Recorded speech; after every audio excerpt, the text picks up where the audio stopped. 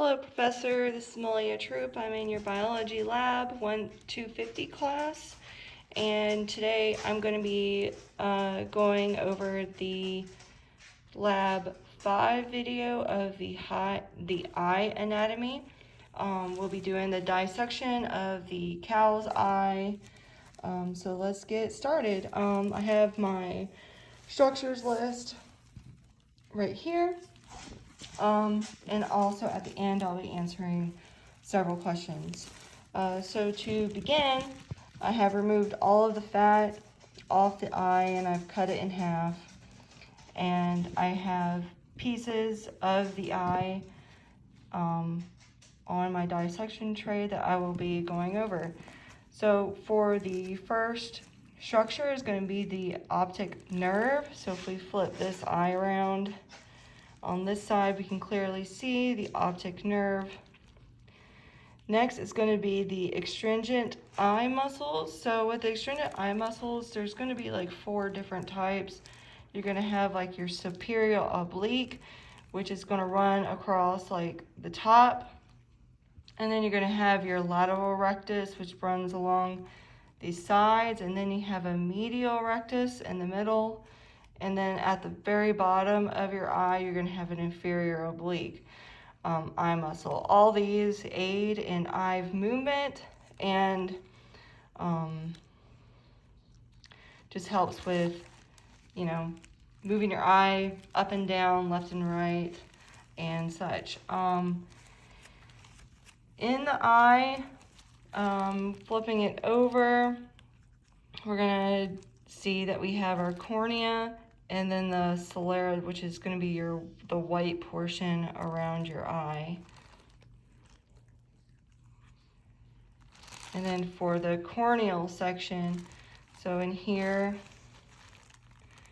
you're going to have an anterior chamber, which is essentially there's a layer in between your cornea and your iris. That's going to be your anterior chamber.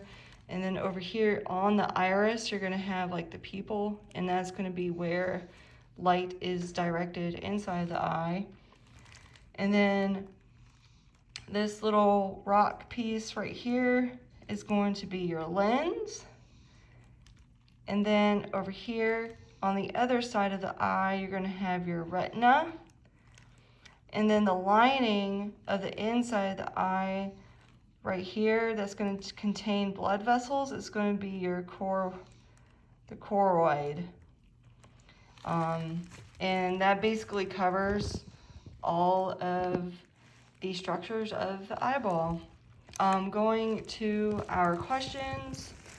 The first one is, what happens to the diameter of the right pupil when briefly shine light into the right eye?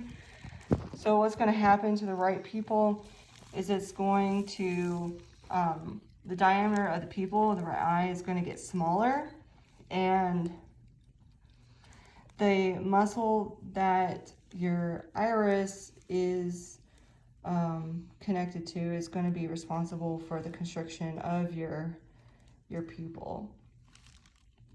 Number 2, through which structures, openings, and chambers of the eye does the light from the flashlight pass in order to reach the retina? So first you're going to have your light. Your light's going to go in through your cornea, and it's going to affect your pupil.